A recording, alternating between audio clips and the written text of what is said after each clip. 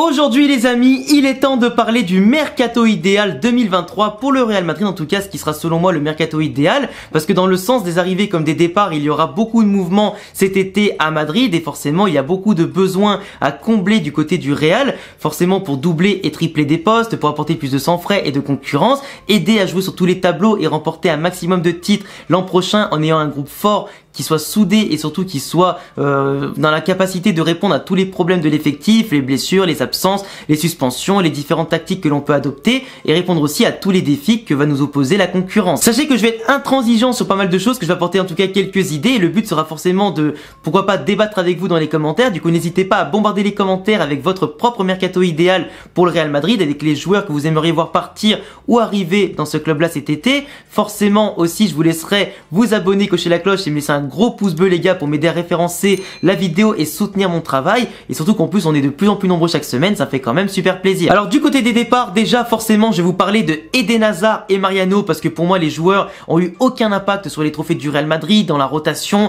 dès qu'ils jouent les mecs sont fantomatiques. On a encore vu Hazard contre Retafe, catastrophique, et me parlez pas de manque de rythme, de temps de jeu. Le mec depuis son arrivée au Real c'est une fraude absolue, il a pas été là quand il le fallait. Certes il a eu des blessures et des rechutes, et pour moi c'est pas une excuse, il a pas la capacité de briller au Real Madrid, c'est des promesses sur des promesses, et à chaque fois il promet que la saison prochaine sera la sienne, à chaque fois c'est que du blabla et du vent. Si Ancelotti lui fait pas confiance, c'est qu'il y a une raison, et on l'a vu, il est clairement pas bon. Il y a des joueurs qui jouent beaucoup moins que lui et qui sont tout aussi bons, voire meilleurs, bien meilleurs en tout cas quand ils rentrent sur le terrain. Donc pour moi Eden Hazard au Real, il a suffisamment eu sa chance, il lui reste je crois 1 an de contrat, il est temps de s'en débarrasser, même si à mon sens personne peut-être n'en voudra pour le relancer. C'était pas le Hazard Prime qu'on voulait pour former un gros trident Hazard, Vinicius, Benzema. On a fait sans lui, on a eu des gros trophées sans lui. Maintenant, bon débarras, t'as pompé assez de salaire comme ça au Real Madrid, plus de 10-15 millions nets par an, et donc bien plus en termes de salaire brut. Donc pour moi maintenant, faut mettre son salaire pour les joueurs qui le méritent, et pour moi, Eden Hazard, bon débarras. Mariano c'est pareil, depuis qu'il a certes fait une bonne saison à Lyon avant de revenir, mais pour moi son retour a toujours été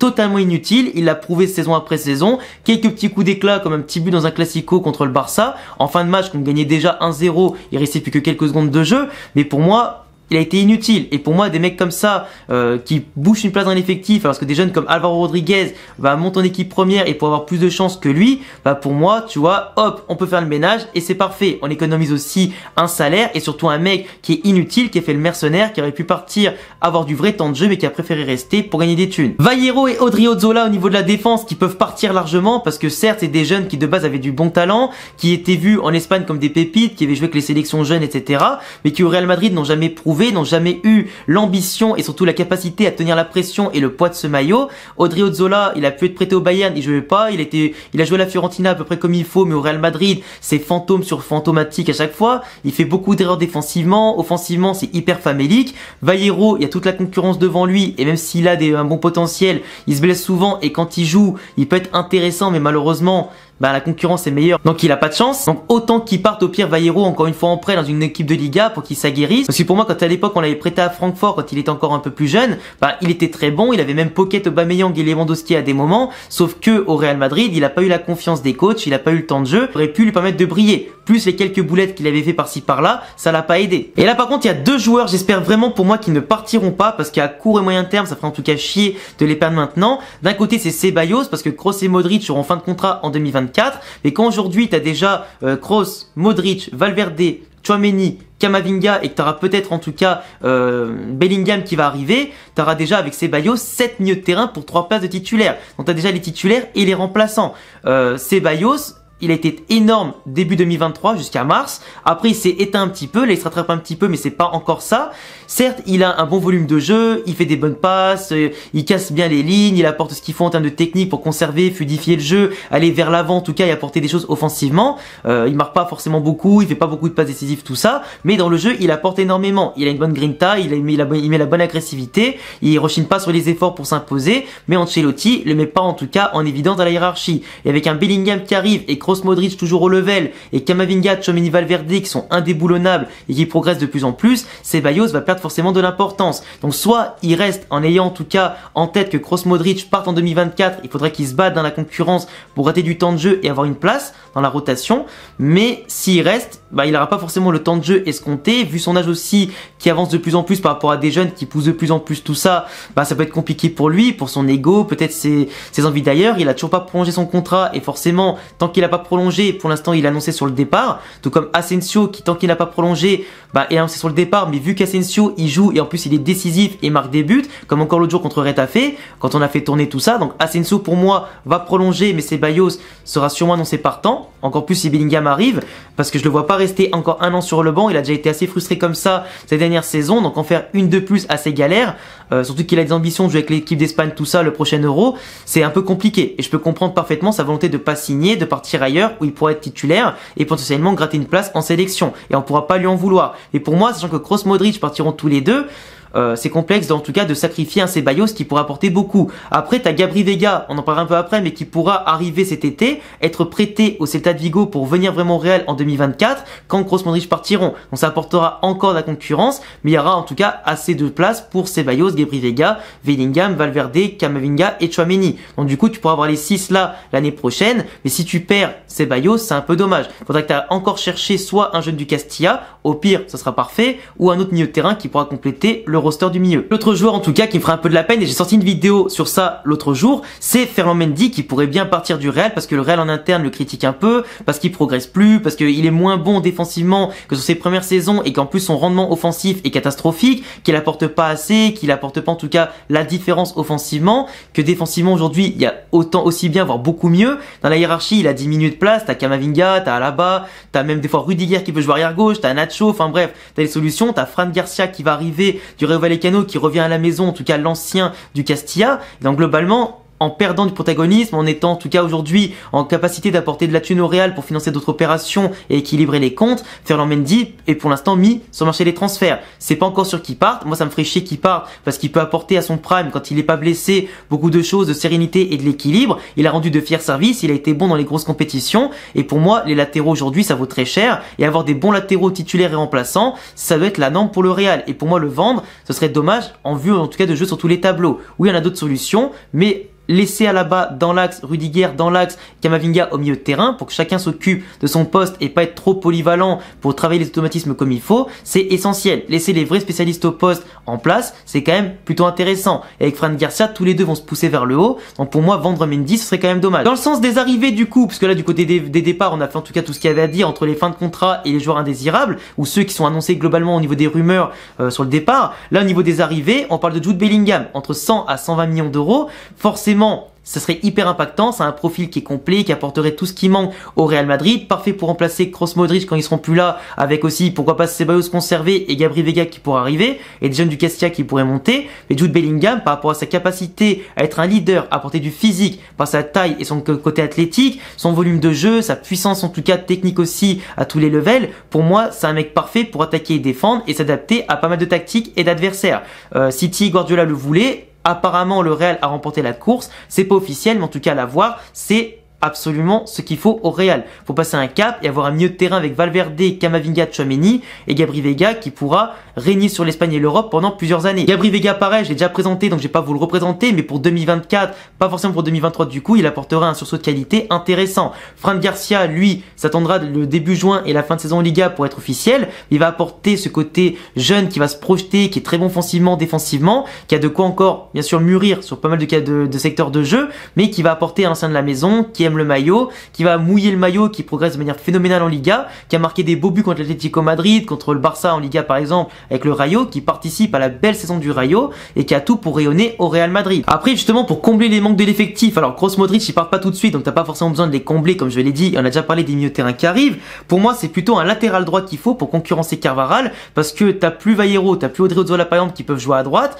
Vasquez c'est pas un joueur qui est énorme arrière droit, il a dépanné à un moment donné mais c'est pas un spécialiste au poste. Carvajal il est capable de faire des gros matchs en Ligue des Champions comme contre le Barça en Coupe du Roi, mais sur l'ensemble de la saison il peut pas répéter tous les efforts comme avant, il est plus aussi précis offensivement, défensivement il fait quand même pas mal de boulettes même si c'est un vicelard qui peut bien se rattraper quand il le peut, mais il est très irrégulier et forcément une concurrence pour le motiver à se bouger un peu plus le cul à des moments, ça peut être pas mal. On parlait de Frimpong par exemple qui joue au Bayer Leverkusen, de Xabi Alonso qui pourrait bien entraîner le Real dès cet été ou dès l'été 2024 par exemple quand Ancelotti aura fini son contrat, donc s'il fait venir en même temps Frimpong Frimpong, ça peut être intéressant parce qu'il a une bonne capacité à se projeter, attaquer et défendre. Et Alonso pourra le faire encore plus progresser au Real. On peut parler de Reece James qui coûterait entre 70 et 90 millions, qui est le chouchou en tout cas des dirigeants du Real, mais si celui-ci n'a pas été bon contre Vinicius et le Real. Après bon, Vinicius aussi a marqué, c'est compliqué, mais Reece James qui est excellent dans tous les secteurs, qui est très polyvalent dans une défense à 3 ou à 4, qui serait pour moi parfait ici. Après t'as Hakimi qui rêve de revenir, mais le PSG le laissera pas partir. Le Real Madrid avec le PSG, ils ont des relations plus que compliquées, donc forcément l'opération coûtera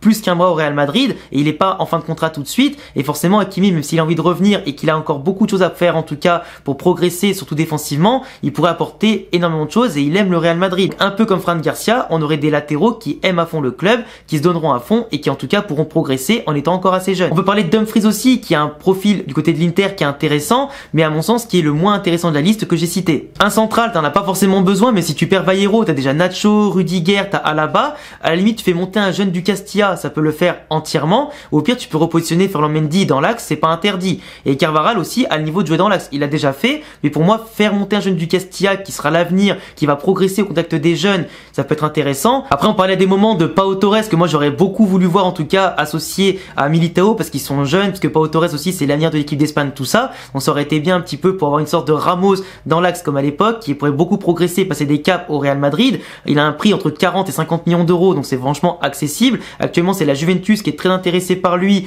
mais si le Real pouvait l'avoir, ce serait plutôt pas mal. Au niveau de la concurrence, ce serait parfait aussi, parce que Rudiger va pas être éternel non plus au Real Madrid, et miser sur l'avenir, ça peut être intéressant, tout comme Gvardiol par exemple du côté de Leipzig, qui était aussi annoncé sur les tablettes du Real, même si apparemment celui-ci préférait la première ligue. Mais un Gvardiol ou un Pau Torres ou un jeune du Castilla pour compléter, si Vallejo s'en va, c'est plutôt intéressant. En numéro 9 et en ailier droit, forcément il va manquer des choses parce que si tu perds entre guillemets Hazard, Mariano et des joueurs comme ça, faut forcément les remplacer numériquement. T'as aujourd'hui Vinicius, Asensio, Rodrigo, t'as Valverde qui peut jouer sur le côté, etc. Mais c'est pas suffisant. Il faut bien sûr de quoi pouvoir faire tourner. Lucas Vazquez qui peut aussi dépanner, mais c'est pas une référence non plus. Et pour moi, le Real Madrid devrait avoir pourquoi pas des joueurs comme Mohamed Salah, comme Chukwueze surtout, qui est jeune, qui est intéressant, qui certes ne stade pas énormément mais qui a de quoi progresser en tout cas au Real Madrid pour gonfler ses stats et passer un cap de qualité qui peut être énorme et apporter surtout un vrai spécialiste sur le couloir droit parce que Rodrigo dézone beaucoup, que Asensio joue beaucoup dans l'axe aussi et forcément apporter cette vitesse, cette percussion à l'instar de ce qu'on a avec Vinicius à gauche, ce serait absolument magnifique et justement ça compterait un peu moins sur Vinicius qui est un peu trop seul pour faire la différence. On parle aussi justement à droite du retour potentiel de Brahim Diaz qui apporte de la technique, qui apporte cette conservation, capacité de percussion, de passe qui peut aussi beaucoup aider le Real Madrid. Et justement, Brahim Diaz qui est aussi très polyvalent entre l'axe et les côtés. Pour moi, Brahim Diaz de retour, il a entièrement sa chance de rentrer dans la rotation. Et donc pour moi, tu peux très bien acheter Chukwueze et faire revenir Brahim Diaz. Les deux, c'est totalement possible et surtout super intéressant. Et des renforts qui pourraient en plus ne pas coûter trop cher. Chukwueze, ce sera entre 40-50, ce qui est quand même raisonnable pour un joueur jeune à forte progression qui cartonne dans le championnat en Liga et qui peut en tout cas découvrir la Ligue des Champions, qui a fait des très bons matchs déjà en Ligue Europa et en Ligue des Champions. Et un jeune qui brille beaucoup avec le Milan AC, qui a remporté un titre là-bas, qui s'est imposé, qui fait des bons matchs en Ligue des Champions et qui peut tout apporter et en plus connaît la maison et qui aime beaucoup le Real Madrid. Et là à la pointe par contre c'est un peu compliqué parce qu'en 2024 t'auras Hendrik, Benzema va finir son contrat, on parle potentiellement de Haaland pour 2024. Ça bien sûr c'est que des rumeurs, c'est pas forcément sûr que ça se fasse, mais en attendant il faut peut-être un neuf parce que Ancelotti l'a dit, que Benzema l'a dit, il faut un neuf au Real Madrid pour aider Benzema à souffler parce qu'il est souvent blessé, il a des soucis de rythme et tout ça, il peut pas donner autant qu'avant. Donc aujourd'hui soit tu montes Alvaro Rodriguez comme c'est prévu normalement en équipe première, même si c'est un peu léger, mais le faire souffler, en tout cas le faire tourner avec Benzema, c'est parfait pour prendre de l'expérience, jouer de plus en plus et pourquoi pas apporter sa qualité au plus haut level. Il l'a déjà prouvé avec des passes D et des buts contre l'Atlético et d'autres équipes, donc pour moi il a le niveau pour le faire. Après si le Real veut vraiment investir, sur le marché des transferts, à part Vlahovic, Harry Kane, je vois pas qui pourrait apporter ce sursaut immense de qualité pour faire souffler Benzema. Éventuellement t'as Roberto Firmino qui a le même profil que Benzema, mais globalement après je vois pas d'autres joueurs vraiment ouf qui pourraient t'aider à ce niveau-là. Donc pour moi autant compter sur Alvaro Rodriguez et pourquoi pas attendre 2024 pour avoir Haaland et Hendrik qui seront présents pour compléter tout ça. Et au gardien apparemment Lunin aimerait partir pour avoir du temps de jeu et forcément ici bon t'as pas besoin d'acheter un autre grand gardien, tu peux très bien faire monter le jeune du Castilla Mario De Luis qui fait un excellent travail avec le Castilla et qui pourrait justement s'aguerrir avec le temps aux côtés de Courtois Courtois et pourquoi pas le remplacer pour devenir le futur Casillas du Real Madrid. Et en parlant des jeunes du Castilla, tu peux compter sur les Arribas, Alvaro Rodriguez, Mario Martin ou Carlos Dotor qui peuvent apporter beaucoup de choses. T'as Obrador en tout cas en tant que latéral qui peut aussi apporter. Tobias, pour moi, pour l'avoir observé que le Castilla, c'est encore trop tendre pour jouer avec l'équipe première. Donc pour moi, faire monter les jeunes que j'ai cités pour compléter si t'en as besoin, ça peut être déjà une belle mise en avant des pépites de la Castilla et compléter l'effectif qui en aurait bien besoin. Donc voilà les gars, c'est tout pour mon mercato idéal du Real Madrid. C'est quand même bien complet. J'essaie de doubler, tripler un maximum de postes. En tout cas, je vous ai fait le récapitulatif de chaque poste à chaque fois sur la vidéo. Et puis pour moi, voilà, c'est je pense important d'avoir un effectif fourni, concurrence qui soit saine et intéressante, que ça pousse tout le monde vers le haut. Pour avoir tous les trophées, c'est primordial. On espère que le Real Madrid va se bouger cet été à certains postes clés. L'entraîneur le demande, les joueurs le demandent. À eux maintenant de passer à la caisse après avoir fait tant d'économies. Le stade est bientôt fini, ça va rapporter bientôt pas mal de thunes. Donc à voir comment ça va se passer aussi avec les départs et si les joueurs indésirables vont bien vouloir partir en tout cas sans faire trop d'histoire et si certains clubs pourront nous en débarrasser. Parce que si t'as encore Hazard par exemple, bah ça peut faire un poids mort pour acheter des recrues et surtout un joueur qui sert quasiment à rien. Donc tu perds une place dans l'effectif et si tu l'écartes toute la saison, bon bah voilà, ça fait pas forcément très bien et c'est un peu compliqué, tu vois. Enfin bref, j'attends tous vos avis dans les commentaires, vos mercato idéal également. Abonnez-vous, cochez la cloche, le petit pouce bleu, tous les réseaux en description et à bientôt pour d'autres vidéos. Ciao.